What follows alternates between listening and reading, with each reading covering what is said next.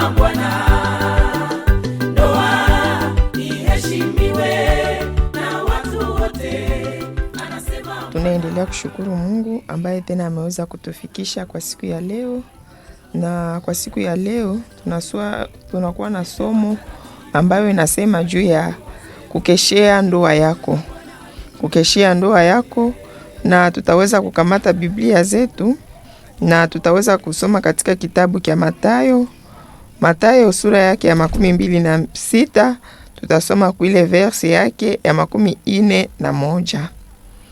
Mathayo 26, tutasoma kuile verse ya 21 ambayo inasema, angalieni na kuomba msiingie katika majaribu. Roho ni tayari lakini mwili ni dhaifu.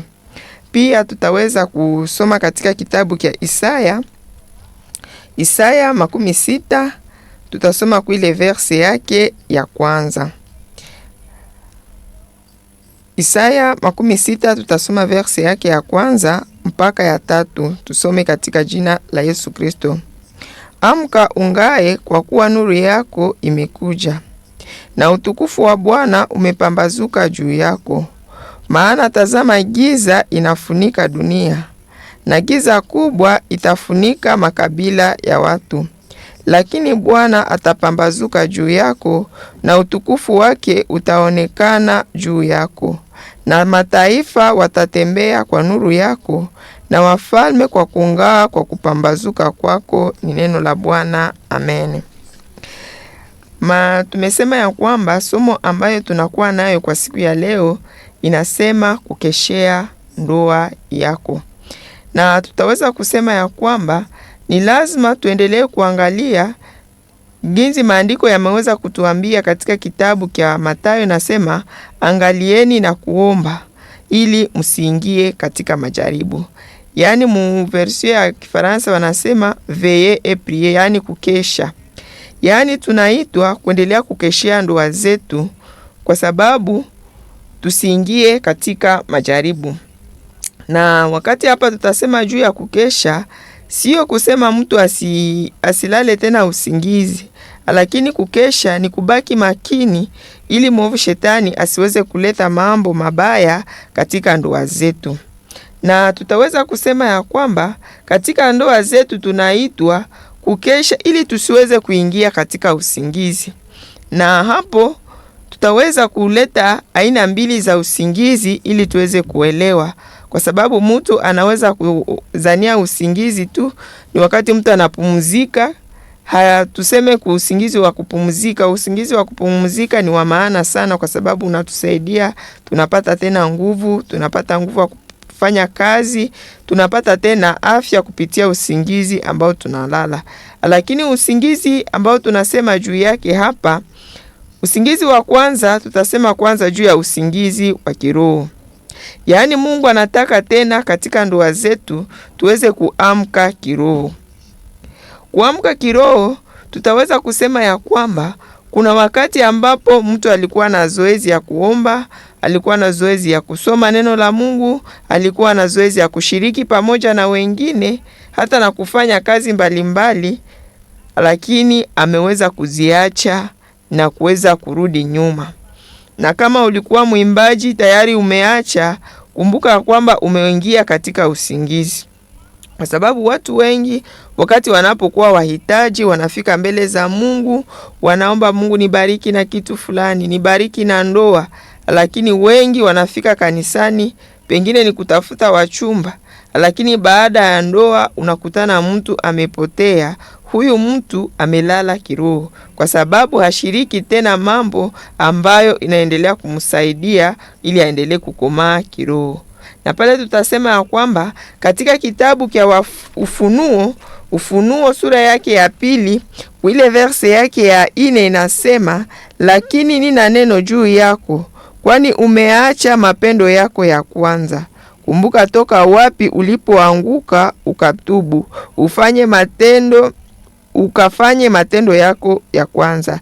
Lakini kama usipofanya hivi, nitakuja kwako upesi, nitaondoa kinara chako katika pahali pake tubu. Yaani Mungu anaendelea tena kutuambia ya kwamba kila mmoja aangalie na akumbuke mapendo yake ya kwanza. Wakati mtu anapompokea Kristo, yaani anakuwa na juhudi sana, anakuwa na juhudi ya kusoma neno, anakuwa na juhudi ya kuomba, lakini kuna wakati pengine umesahau kuomba, umesahau kusoma neno la Mungu, umesahau kushiriki pamoja na wengine. Unaona kama umeshajua mambo yote, unasema nikienda kanisani ndajua tu wenyewe watafundisha juu nishakasoma Biblia yote. Hapana.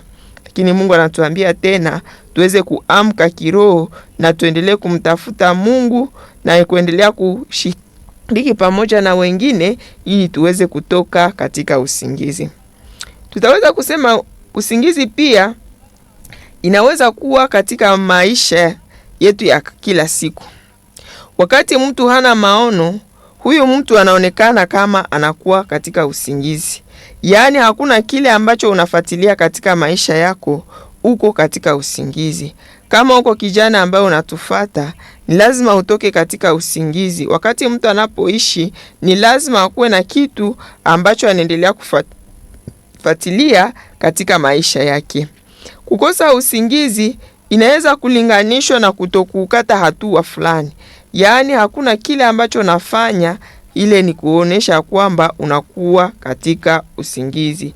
Unakosa mipangilio katika mchana, haujue kama utafanya nini. Ile ni usingizi ambao umekuwa ndani yake. Lakini kwa siku ya leo ni lazima uweze kuamka na kutoka katika usingizi. Sasa tutaweza kusema juu ya hatari ya usingizi. Hakika usingizi unakuwa na hatari sana. Na wakati tunaposoma maandiko matakatifu katika kile kitabu cha Samueli wa kwanza sura yake ya 3, pale tunakutana kunakuwa hatari ya usingizi. Samueli wa kwanza sura yake ile ya 3 kuanza kuile verse yake ya kwanza, tutaweza kusoma mahali pale ili tuweze kuona hatari ya usingizi. Samueli wa kwanza sura yake ya 3 tutaanza kuile verse yake ya kwanza. Inasema, na mtoto Samueli alitumikia bwana yake Eli. Neno la Bwana lilikuwa chache tu siku zile, maono hayakuwa zaidi. Na ilikuwa wakati ule, wakati Eli alipolala pahali pake, na macho yake yalikuwa yameanza kupofuka asiweze kuona, na taa ya Mungu ilikuwa haijazimika bado. Naye Samueli alikuwa amelala ndani ya hekalu la Bwana, pahali palipokuwa sanduku ya Bwana. Mahali hapa ambapo tumesoma ni habari ya Eli ambaye alikuwa naishi pamoja na Samueli. Na hapa neno la Bwana linatuambia ya kwamba Eli alikuwa amelala pahali pake. Mahali hapa wakati nipasoma, kuna wakati ambapo tunaweza kulala usingizi na maono yanakuwa machache. Yaani wakati tunapolala usingizi, hatusome tena neno, hatuna muda ya kuomba, maono pia yanakuwa machache. Yaani wakati tunapoamka tutaweza kupata tena maono mapya. Yaani hatari kubwa ya usingizi inaacha mtu anakosa maono. Unaweza kukosa maono kiroho, unaweza kukosa maono hata katika kazi ambayo unaendelea kuifanya. Jambo lingine ambalo tumekutana hapa katika mashairi haya, maandiko matakatifu inasema ya kwamba taa yake karibu kuzimika. Yaani neno la Mungu ndiyo taa na nuru ambayo inaendelea kutuangazia kila siku katika maisha yetu. Wakati tunapokuwa katika usingizi, taa yetu itakuwa karibu kuzimika. Yaani neno la Mungu litakuwa chache ndani yetu na taa itakuwa karibu kuzimika. Lakini tunaitwa kutoka katika usingizi ili taa yetu iendelee kung'aa. Kwa sababu neno la Mungu ni taa na nuru kwa njia zetu. Ni neno la Mungu ambalo linaendelea kutuangazia katika ndoa zetu. Kama tutalala usingizi, hakika taa yetu itakuwa karibu na kuzimika. Na hapa ambapo tumesoma, Mungu aendelee kutusaidia kwa sababu kunakuwa hatari nyingi wakati mtu anapolala usingizi. Na hapa wanatuambia kwamba hapa huyu nabii Eli alikuwa haiko naona tena. Na mara wakati tunaweza kuishi, kuna wakati ambapo umelala usingizi, kuna mambo fulani ambayo hautayaona tena. Kuna yale ambayo yanaweza kuwa mambo mabaya, ambayo ni machafuko, hautaweza tena kuyaona. Kuna wakati ambapo watoto wa Eli waliweza kufanya mambo ambayo waliweza kumchukiza Mungu, lakini huyu Eli hakuweza kuwahamakia. Na tunajua historia hii ya kwamba Mungu aliweza kuua hao watoto pia, na Eli naye aliweza kukufa. Yaani Mungu aendelee kutusaidia katika maisha yetu. Kunakuwa hatari kubwa wakati tunapolala kiroho. Kunakuwa hatari kubwa wakati tunapolala kiroho. Kila mmoja ataendelea kuchunguza, ni mara ngapi ninasoma neno la Mungu. Wakati Mungu ametubariki na matelefone, ametubariki na matelevizio, yani tunapata muda mwingi hata ya kuona mambo mengi. Lakini kusema mtu akamate muda wa kuweza kusikiliza neno la Mungu, kusoma neno la Mungu, kwa wengi imekuwa marahaba. Lakini Mungu anatuita tena tuweze kuamka, kwa sababu neno limetuambia katika Ufunuo ya kwamba usipotubu kuna hukumu ile ambayo inakungoja. Kitu kingine ambacho tutaweza kusema juu ya hatari ya usingizi. Usingizi pia wa kimwili unakuwa nayo na hatari yake. Katika kitabu cha Mezali ile sura yake ya 6 inasema hivi. Mezali sura yake ya 6 kule verse yake ya 9 inasema hivi: utalala hata wakati gani wewe mvivu? Utaamka wakati gani katika usingizi wako? Kulala kidogo, kusinzia kidogo, kugunja mikono kidogo, hata ukapata usingizi. Hivi umaskini wako utakuja kama mnyang'anyi, na uhitaji wako kama mtu mwenye silaha. Amen. Wakati tunaposoma mashahiri haya, wanatuambia ya kwamba utalala wakati gani wewe mvivu? Yaani usingizi, Mungu ametuwekea muda wa kuweza kulala usingizi.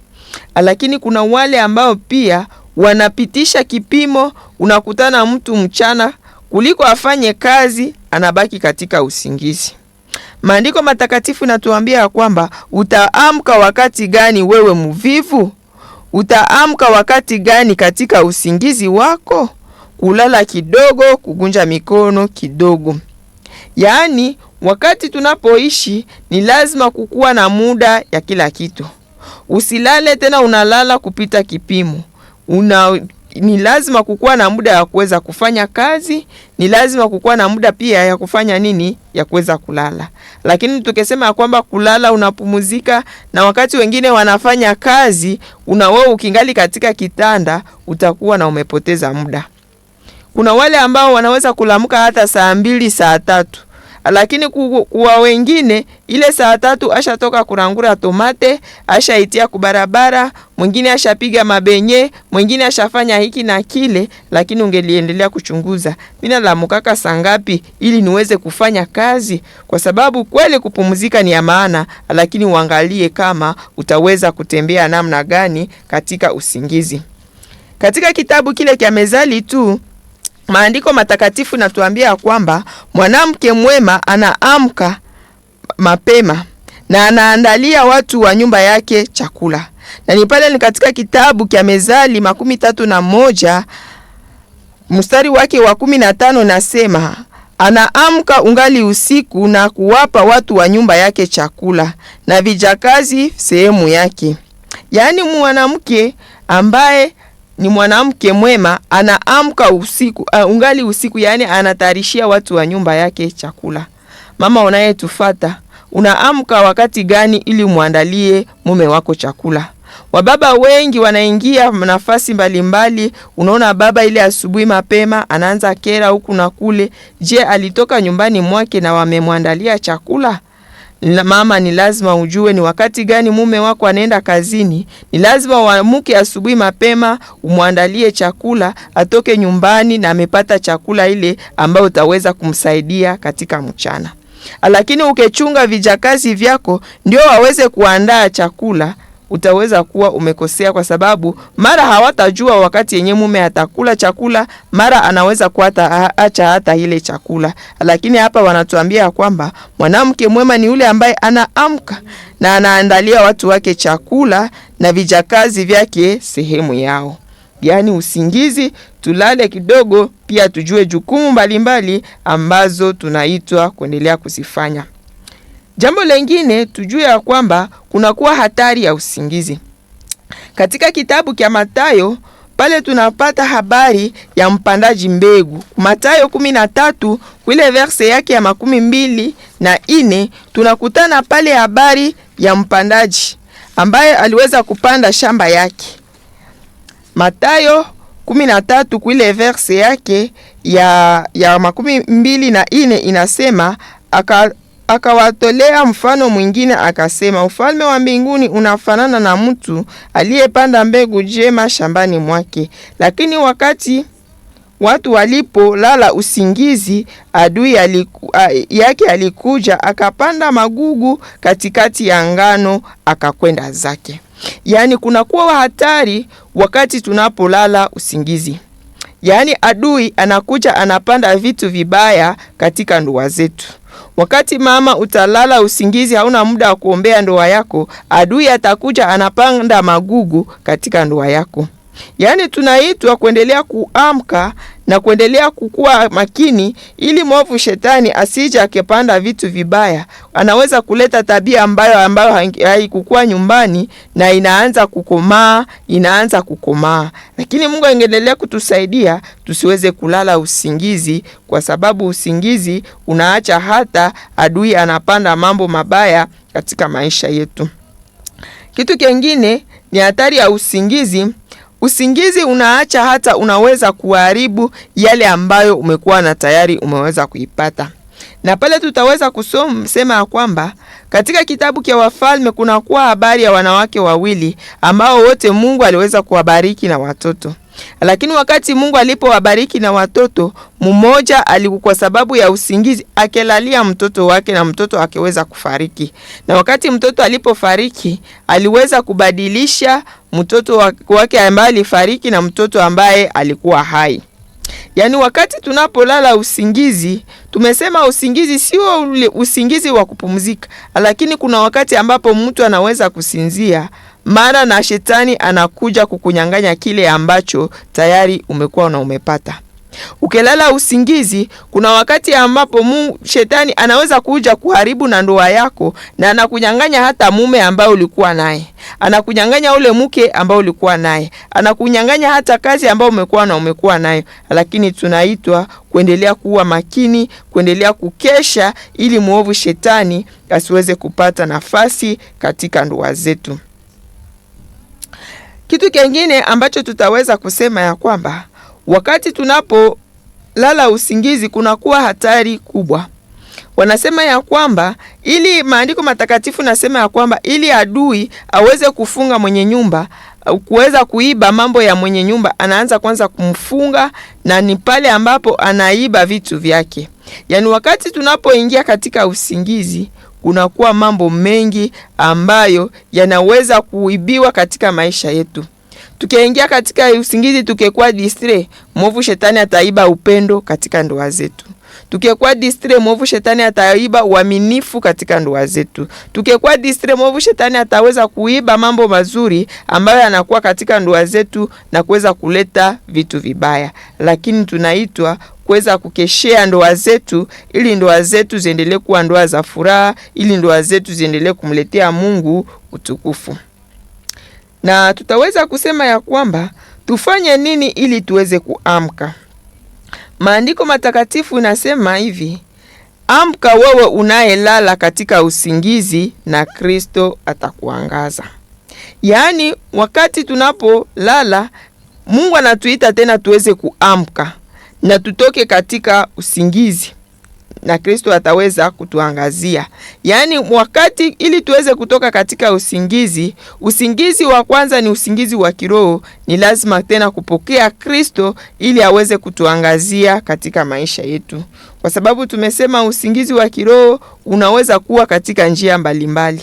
Wakati unalala unalinganishwa na mfu, lakini wakati tena tunaamuka tunapata tena nguvu mpya ya kuweza tena kufanya kazi. Yaani kitu cha kwanza ni kuendelea kupatia Yesu Kristo nafasi katika maisha yako.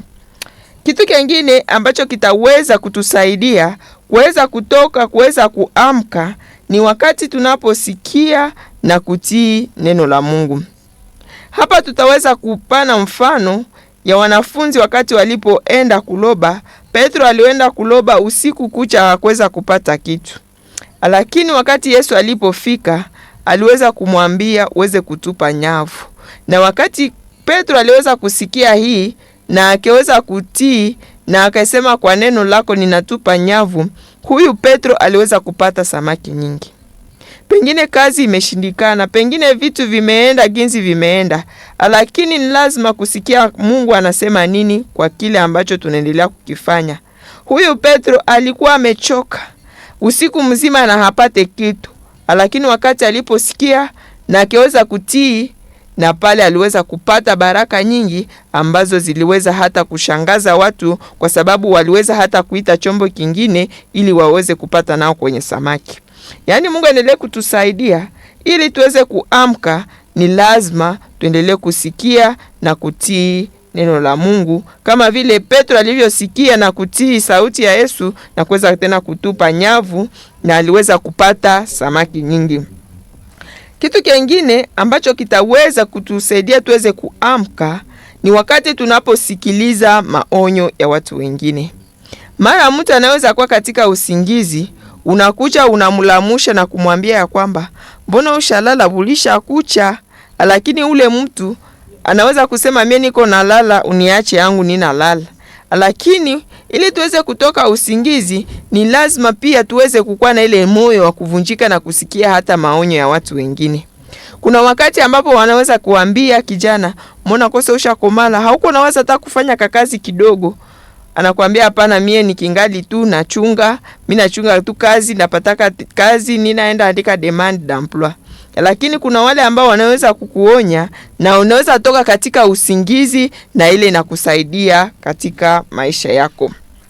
Kitu kingine ambacho kitatusaidia kuweza kutoka katika maisha ya usingizi ni wakati unajitambua. Ni wakati unajitambua mahali ambapo umeshindwa na pale unakamata uamuzi mpya. Wakati unapokamata uamuzi mpya, hii itaendelea kukusaidia uendelee tena kutembea vizuri. Utaona ni wapi ambapo umeshindwa na umeshindwa kwa nini, mambo ambayo imesababishwa kushindwa kwako, na pale utaweza kukamata uamuzi mpya na ile itaweza kukusaidia ili tena uweze kuamka. Kitu kingine ni lazima uweze kuomba Mungu aendelee kukuangazia. Ili mtu aweze kuamka, ni lazima tena kuomba Mungu aendelee kukuangazia, akuangazia kuoneshe maono yale ambayo utaweza kuifanya. Kwa sababu maandiko matakatifu yanatuambia ya kwamba kuna njia ionekanayo nzuri kwa macho ya mtu, lakini na njia ya upotevu. Yaani tunaitwa kuendelea kumwomba Mungu, kumshirikisha katika mipango yetu na kumwambia aendelee kutuongoza na kutuelekeza, kwa sababu kuna kuwa njia zile ambazo zinaonekana nzuri kwa macho ya mtu, lakini kumbe na njia ya upotevu. Basi tukielekea mwisho wa somo letu, tutaweza kuona mambo tutakayofanya baada ya kuamka. Yaani tunaitwa kuamka, lakini tunaitwa sasa kufanya kazi. Kwa sababu mtu anaweza amka, lakini anakaa. Unakutana wengine, unawakuta katika parcele anakaa. Na mwimbaji mwingine aliimba ya kwamba wakati jua inasogea nao wanasogea. Wale kweli wameamka, lakini hawajui ni nini ambao wataweza kuifanya. Lakini wakati tunapoamka, kuna yale ambayo tunahitajika kuweza kuifanya ili tuweze kufikia yale ambayo tunatarajia. Kitu cha kwanza ambacho kinahitajika wakati tunapoamka, tumesema ya kwamba wakati mtu anapoamka ni lazima akuwe na maono ile ambayo anafuatilia. Katika ndoa zetu tuwe na maono ambayo tunafuatilia. Tuendelee kuizungumzia katika jamaa, tuendelee kuizungumzia mume na mke, na hii itaendelea kutusaidia tusiweze kukulala usingizi, tusiwe kuwa distre na mambo ya huku na kule. Kitu cha pili ambacho kitaweza kutusaidia ni kuwa na kitu ambacho unakifanya kila siku. Yaani wakati unapoishi ni lazima ukuwe na mipangilio ya kila siku. Unajua nitafanya nini kwa siku ya leo. Kwa sababu kuko na wale ambao wanaishi bila mpangilio fulani. Unaweza kumkutana, unamwambia mimi naenda fasi fulani, naenda kusindikiza. Mtu ambaye hana mipangilio fulani, huyu mtu hakwake na utaratibu. Lakini ni lazima kila siku kuwa na mipangilio ambayo unaifanya. Mungu wetu ni mwaminifu, Mungu wetu anatupenda kwa sababu anatuonesha hata mambo mengi katika maandiko matakatifu. Wakati Mungu alipoumba mbingu na dunia, aliweza kuiumba kila siku, aliweza kufanya kazi. Siku ya kwanza aliumba mbingu na dunia, akaweza kutenga, yaani kila siku kulikuwa kazi ambayo Mungu aliweza kuifanya. Na sisi wakati tunapoishi, tunapokuwa na kitu ambacho tunakifuatilia, ni lazima sasa tuweze kupangilia kwa siku ya leo ndafanya nini. Na wakati watu wanapopanga, lazima kuweza kushirikisha hata na mwenzako ili ajue ni nini ambayo unaipangilia. Mungu aendelee kutusaidia katika jamaa zetu, tuendelee kupangilia ni nini tutafanya katika mchana, ni kazi gani ambayo tunapangilia ili tuweze kuifanya, kwa sababu tusiweze kufanya vitu vibaya. Na watu ambao wanasoma sana mambo ya pesa wanasema kwamba ni lazima kupangilia hata na pesa mbele uzipate. Kwa sababu unaweza kupata pesa, kama hukuzipangilia utaenda kununua vitu ambavyo haviko kwa wakati ambao ungeweza kuvinunua. Lakini wakati unapopangilia pesa mbele uzipate, unajua kwamba nikipata pesa ndafanya hiki, nikipata tena pesa ndafanya hiki, nikipata pesa ndafanya hiki, na pale utaonekana kama unakuwa na pesa nyingi, hata nako na za kidogo, kwa sababu unazipangilia vizuri, zitaendelea kusaidia. Kitu kingine ambacho tunahitajika kuweza kufanya baada ya kuamka ni kutafuta ufahamu. Yaani wakati tunapoishi ni lazima tupate hata na muda ya kusoma na vitabu ambavyo vinaelekea yale malengo yetu. Tuendelee kusoma ni wengine walifanya nini ili wafikie yale ambayo tunatarajia. Na ile itaendelea kutusaidia sana. Mara watu wengi hawana zoezi ya kusoma. Na kuko wengine wanasema ukipatia Muafrika kitabu unaweza kuweka hata ndani pesa na hata zikutanaka ndani. Kwa sababu hatuna kiltire sana ya kuweza kusoma hata na vitabu. Lakini vitabu vinakuwa ndani mambo mengi. Tunasoma Biblia, pia tunasoma na vitabu vingine ambavyo viko pale kwa kuweza kutuelimisha. Yaani ili tuweze wakati tunapoamka tuweze kupata muda wa kujielimisha, tusome kama wengine walitembea namna gani, na ile itaendelea kutusaidia hata katika maisha yetu ya kiroho. Usiseme ya kwamba mimi nimeenea, lakini wakati unaposoma wengine wanaandika kuhusu imani, wengine wanaandika kuhusu sadaka, wengine wanaandika kuhusu maombi. Wakati unaposoma unapata tena baraka nyingi ambazo zitaendelea kukusaidia katika ile maono ambayo unakuwa nayo, na Mungu ataendelea kuwezesha uweze kuifikia. Kitu kingine ambacho kinahitajika, hayombe kuchukua likizo. Yaani unasema mwani pumuzike kwanza nisiweze kufanya hiki. Yaani kila siku jua utafanya nini. Na mwingine alisema ya kwamba kama leo hautaweza kukimbia, tembea. Kama hautaweza kutembea, tambaa. Yaani ujihakikishie kila siku unafanya jambo ili uweze kuona namna gani utaweza kufikia malengo yako. Yaani Mungu aendelee kutusaidia. Kwa siku ya leo tumeweza kusema ya kwamba tuweze kutoka katika usingizi, tuweze kukeshia ndoa zetu na tuweze kutoka katika usingizi. Tumeweza kuona hatari ya usingizi. Tumeweza kuona ya kwamba kuna kwa hatari kubwa wakati mtu anaposinzia. Usingizi pia inaleta hata na umaskini.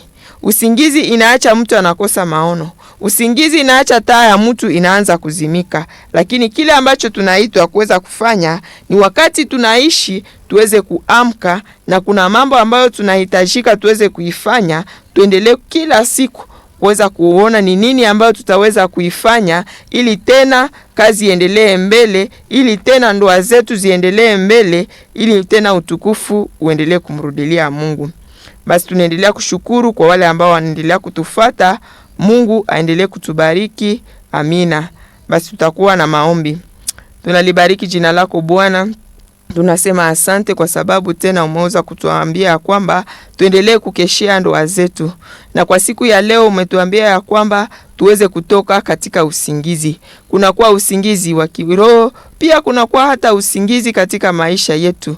Lakini kile ambacho unatuita Bwana, unatuita tuweze kuamka kiroho, tuendelee kumbuka ile mapendo yetu ya kwanza. Wakati tulipokupokea tulikuwa na muda wa kusoma, ya kuomba, ya kushiriki pamoja na wengine. Lakini mara kunakuwa wale ambao wamelala usingizi wa kiroho. Acha Bwana tena uweze kuamsha. Acha Bwana Mungu endelee kutuonesha kwamba kunakuwa hatari nyingi ambazo zinapatikana katika usingizi.